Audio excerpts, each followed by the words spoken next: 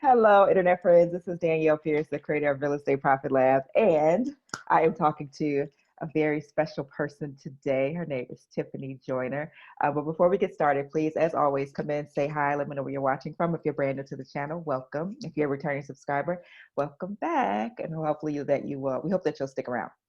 All right. So again, I'm talking to Tiffany today. Tiffany is one of many rock star students that we've had over the years. Tiffany, how are you doing today? I'm good. How are you? I'm doing pretty good. I'm hoping that I can make it through this video without any kids coming in the room. Uh, Me too. so let's get into it. So when did you actually? What made you think about property preservation? That's probably a better question to start with. What made you think about it? I was not thinking about it. Okay. I was just on Facebook, just doing personal browsing on Facebook, and came across a video of you. And normally when I hear these videos, like I don't pay too much attention to it because everybody's on. I'm just thinking I'm a skeptical, so I'm always thinking, they're trying to get money. They just want to do this. They just want money. But when I heard you talk, and I was telling my husband, I'm like, no, like she's the real deal. Like I can pretty much tell if a person is like got a lot of fluff, and I'm like, Yeah. no, I think it's real. Yeah. And then I let him listen to it, and he said the same thing. He was like, no, she's like real and really down to earth. And so we both like bought into it. More so me than him. He was still like, I don't know. Yeah. That's so I appreciate you saying that. I get that feedback a lot. So I'm glad that that was able to come through across the screen. A little known fun fact about me, I actually don't prefer doing videos. I'd rather just write articles and stuff, but nobody ever believes me when I say that. Like I just really like to read and write, but everybody else loves video. So here we are. So when did you actually get started? I think it was the end of December, Hmm. the end of December 2019, and it was self-paced. So of course I did it. I was done by January, the first beginning of January. I started sending out applications to everybody Hmm. as you suggested, and I think it was February when I got my first orders. Okay. But you went through a time frame where you finished the course, right? Because you said Mhm. it's self-paced, which it is. You finished the Mhm. course, you applied to get your first contract and you heard nothing, right? Didn't that happen? Right, Yeah. right. Yeah. And then you But panicked a little bit.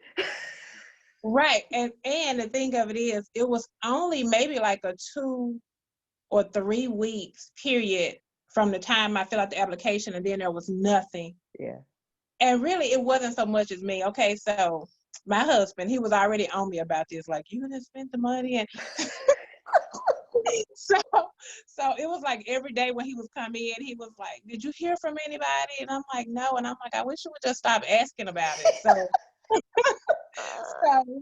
that is what made me email you like, okay, so what? Because he is on me. But as soon as I talked to you or you emailed me, like I heard from them. So it was really just like a three weeks or less from the Yeah. time I filled out the application until I got my first work order. Yeah. Yeah. I'm so happy to hear that. But yeah, when somebody's asking you something every single day and it's basically like he kind of bet on you a little bit, right? And you like, okay, Right, I got it, I right, think. right, right, exactly. All right. And you are out of Memphis. Right. Born and raised in Memphis, Tiffany. Well, I'm actually from, I'm actually from Mississippi, but I went to high school here, and I've been here Okay. ever since. Oh, But it's okay. like right state line. Like I'm from Olive Branch, so it's like state line. Oh, okay. Yeah, because I hear the accent. I'm just like, yeah, I don't know where you were born at. Yeah. All right, talk to me about who you're working with. So, are you working with friends and family, or now, or have you tried it and it didn't work? What's been your experience with that?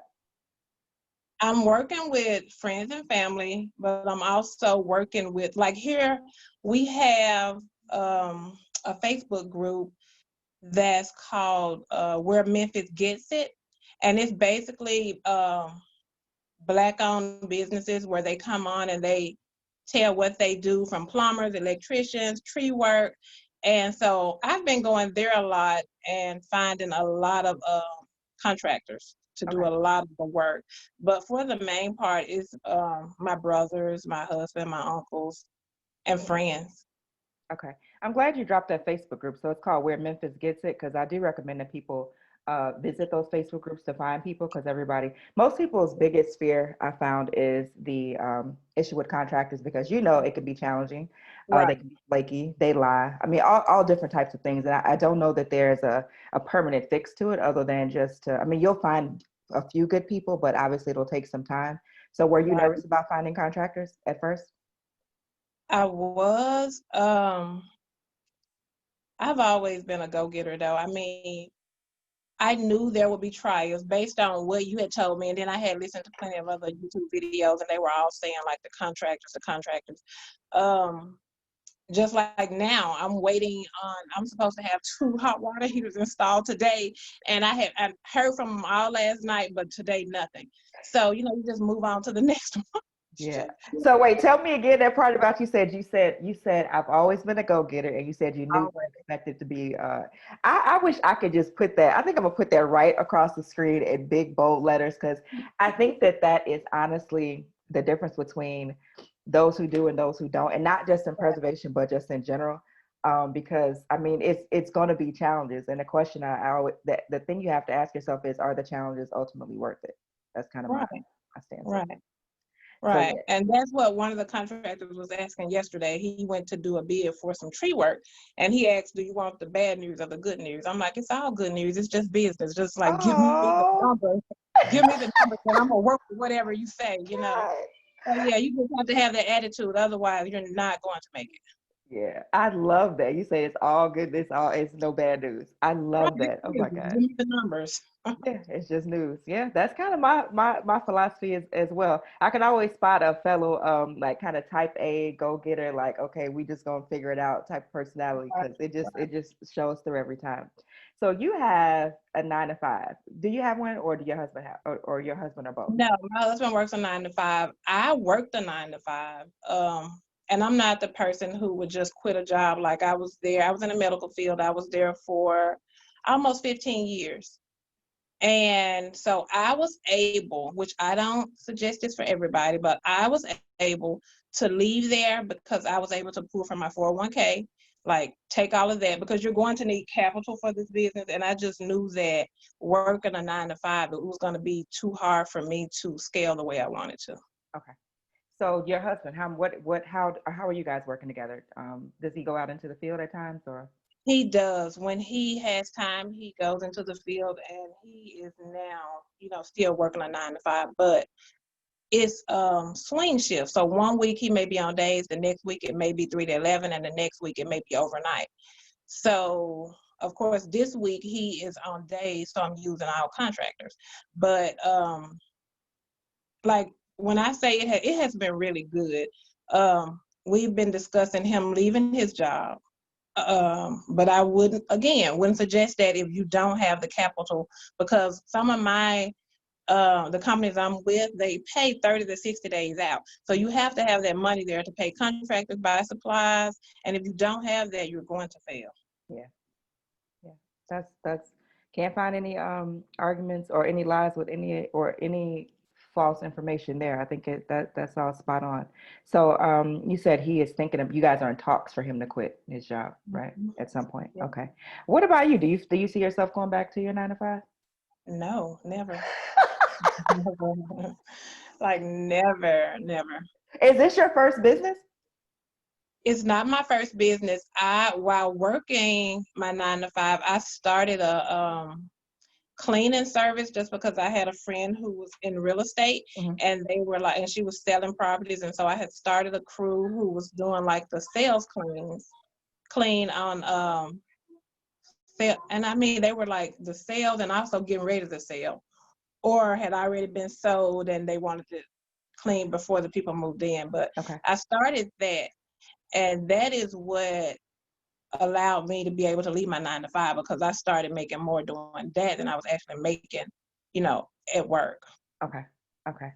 And then by the time you started the preservation business, you had a lot of things going on outside of work, right? Right. Yeah. Well, when I was doing that, because I was doing the had the crew doing the cleaning with the sales cleans and for the real estate companies, it kind of went over into like trash outs. And so that portion of preservation I was already familiar with. Okay. Okay. So it worked out. You just didn't have the name for preservation. Is that kind of? Right, Yeah. right. Okay. Okay. Yeah, Memphis has been a pretty solid market. My brother was actually there this past weekend. I have a house there. I got it from the land bank, and I had it for a while and I haven't done anything to it. So he was doing he was overseeing the contractors that are working on the property. Memphis is it's such a fun city, but when I tell you it's a different type of, I don't know what's the word I'm looking for, a different type of hood. Like the people there are just it's just different. I mean, I love it, but it's very, very different. I was like, yeah, Memphis. Talk about your results so far. And here you can use numbers, you can use ranges, just whatever you feel comfortable disclosing to people, because everybody, of course, my audience is primarily Black folks, and they always want to know, like, okay, well, that's all fine and dandy, but what have you done so far? So Okay, so I don't have like the amount totaled up, but I know when I first started, it started out slow. I think the first month I probably did like $800. Mm-hmm. And now, just this month alone, I have one order that's $26.77. I just got approved on another order. Well, we've already completed it, and it was approved, and it was $1,400. Okay. So this month by far is going to be my best. But like I said, I started that first month, it was only $800, and then after that, I think I went from 800 to like 12, and then with COVID, everything kind of slowed way down. But me, being the go-getter I am, I started doing like insurance inspections, because at that time everybody was trying to like refinance and do all of this stuff, and with that comes insurance inspection. Yep. And so I was getting like so many of those a day, and I would get up early in the morning, sunrise, sunset, and I would do those all day. Yep. And so I've never like lost any pay or anything, like, or felt like I was losing, because I still made it work. Yeah, I love that, Tiffany. Girl, if I could just clone this and just like, oh my, if you could bottle this and sell it, like you would be rich for sure. But I think it's because too, I had left my 9-to-5, and I didn't want to put that kind of pressure on my husband to have to cover everything, and I'm just sitting back here waiting on the COVID to leave. So I'm like, right. He was already giving you the side eye for when you got started, and then here you go. Well, we just got. No, he's loving it now. Even from the first work order, he was like, babe, if we do this right, I can leave my job. I was like, that's the plan. So yeah, he's on board now. I love it. So I tell people initially when they're starting that they could expect between like 2 or 3, some maybe up to 5,000 per month. But obviously COVID was a little bit different, and some people it's lower, some people it's higher. But I think your projection, your trajectory was spot on though. And the thing about it is, I remember, I know $800 is not it's still a lot of money to me now, right? But I know that there's been times where $800 would have been like, I really need $800, right? It would have made a very big difference. And for some people, that's a difference maker. Okay, well, I could have made more than that, but I was just starting out. Of course, I didn't have the contractors in place like I needed to. So I could have made more, but I was taking orders that was safe, lock change, like stuff that I knew that we could get done. So it could have been more. Yeah. But no, my point is though, is that sometimes like the $800 is like, that's rent for somebody, that is insurance for somebody. Like it makes a difference. Like it's not just, oh, that's only $800. And last time I checked, at the average job, if you wanted to make some more money, there's really not a path for you to do that. Like if you're working a regular 9-to-5, like whatever you make is what you make, and that's kind of what it is. Right. What does your day-to-day look like? Because people ask me that a lot. You are married. Do you have one son? Do you have more than one child? I have a daughter who's in college. You got a 7-year-old. A 7-year-old out of 22. Okay, 7 and 22. All right, so 15-year gap. All right, so the daughter's at college, your son's at home, you're married, your husband works a 9-to-5. What does your day-to-day look like? Because obviously, are you spending more time behind the computer or out in the field? Well, now my son is also doing virtual school from home, so I'm here with him during the day. Um, so now I would say it's more time behind the computer, Okay. just because I do have, a pretty good crew who can go out and get things done. And that was another challenge as far as like I I was out in the field only because I wanted to learn it myself. Hmm. So that so that I could be able to train, like with my brother had never done this before, but I was able to train him. Like, I don't want to do a winterization, but I know how to do it. And so I can tell you how it should be done. And so now he's like my lead trainer, my younger brother. So when I bring in somebody else who they're handy but don't know how to do the winterization, my brother can train you. So now I am able to be at home, be here with my son. And so I like that more. But from time to time, like yesterday, he gets out at 3. And as soon as he got out, I was already at the door with his coat, like, come on, because we have to go put a water cap on one of the houses that was left off, and that got rejected because of a water cap. And we're about to go put it on and come right back. So Basically, you had to leave to do 60 seconds worth of work. right. Yeah. Right. But water caps, I love those because they pay, but what's depending upon the company, between like $5 to $15 per water cap. I was like, this is like the easiest money on earth. Right. But And you the had to whole go. order got rejected for that. I'm like, no, we're not about to do that. About to handle this real quick. I think that is so perfect that you're able to bring in your younger brother. And the thing I like about preservation, that I love about it, is that once you get it, you got it. And then once he gets it, he has it, right? So he could eventually go, you guys could expand together, or he could go do his own company, or he could tell other people in his family. And so everything, it works that way. And that's the plan, for him to start his own. Okay. How much younger is your younger brother? Oh, it's just like 5 years. Oh, 5 years. Oh, you made it sound like he was like 20 years. I know, no, he's just like 5 years younger. But we're all like right together, but I'm the oldest. And so I don't know why. I just feel like they are so much younger, but they're not. They're right behind me.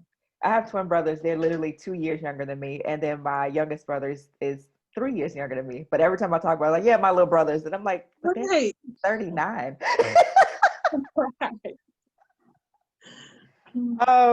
So your brother is able to train you now. And I like what you said too, that you went to go learn how to do stuff because you wanted to do it personally, so that you could have more confidence when you're talking to contractors.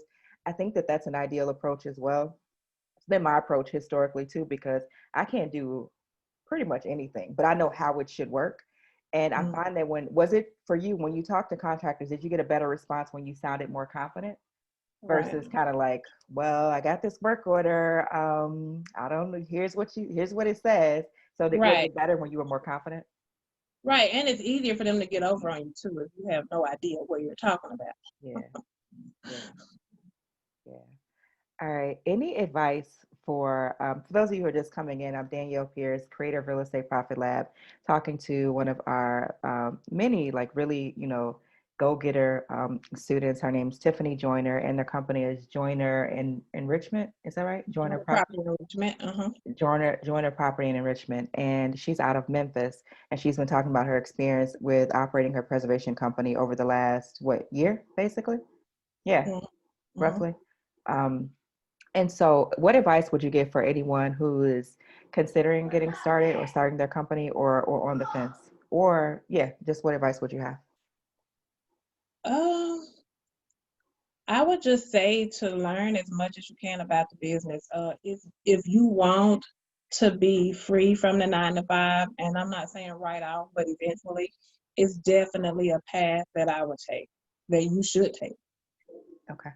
And then last thing, what are your plans for 2021 as far as expansion? Are you still going to focus on the market in Memphis, or do you want to, because you said you're from Mississippi, do you plan on working there too? Oh, I already do. I do Mississippi, Tennessee, and Arkansas. Look at you. Oh my God, girl, look at you. But yeah. So yeah, but that's what I was telling my brother. I'm like, okay, so once you learn this, like, we can go all the way like Kentucky. So I was just naming all kinds of states. But yeah, the plan is definitely to scale. Yeah. And even though I say Mississippi, Tennessee, and Arkansas, of course it's only a few counties Yeah. in those states. So, yeah, definitely want to grow and sign on with more nationals. Yeah. Yeah. Well, this has been so like, I mean, like your answers and your experience and your thought process, your mentality is just so like spot on that honestly, I feel like if people could just do exactly what you say, because if I say it, Right. it's one thing, but when somebody else says it, it lends more credibility and more relatability, I think, because people are Right. like, oh, well, you gonna say that anyway. I was like, well, well, here's Right. Tiffany, And and I think because I did leave my job, it was like failure was not an option. Like this is going to work, it has to work, and I'm making yeah, it work. So yeah. And I think when you have like another job to fall back on, get a little relaxed. You get too relaxed. And so with me, it was like, no, I'm waking up every morning. I'm doing this. I'm falling asleep at night. I'm doing this. This is just what I'm doing until I get to, where I want to be, where you are. yeah. I think that's well, you already there. You at home, right? I'm at home, so. Well, bank account wise. But it's coming. Like the path that you're already Right. following the Right. path, It is. It is. and it's coming. And I really like what you said too about failure is not an option. This is kind of a bit of a segue, but I think it ties in because it is very hard to get to do something, pursue something aggressively when your bills are paid, when you're comfortable, when you have a steady paycheck coming in, versus Right. when you remove that. But like you said, everybody can't handle that pressure. So please don't take this as myself or Tiffany telling you to go quit your job and go hustle hard. No, please don't. Please don't. You don't want that kind of stress at all. And Tiffany has a husband too, so that's Right. yeah. So I am so I don't want to use the word proud. I'm happy to see the results that you've gotten. That you're working with your family. You're working with you know, some. It sounds like you're building really good relationships. Happy that you got your husband on board. It sounds like your son's probably gonna be doing some inspection work or something in the near future. He's already walking through with his flashlight and he loves taking pictures. So yeah, he's doing that too. Oh my gosh. Well, this was really, really helpful. Again, you guys, this is Tiffany Joyner, and she is working out of Memphis, Tennessee, and also covering Mississippi and Arkansas as well, certain counties within there. And thank you for your time, Tiffany. I really appreciate it. Thank you. Thank you so All right. much. All right. Talk to you guys soon. Have a great day. Goodbye. All right. Bye bye.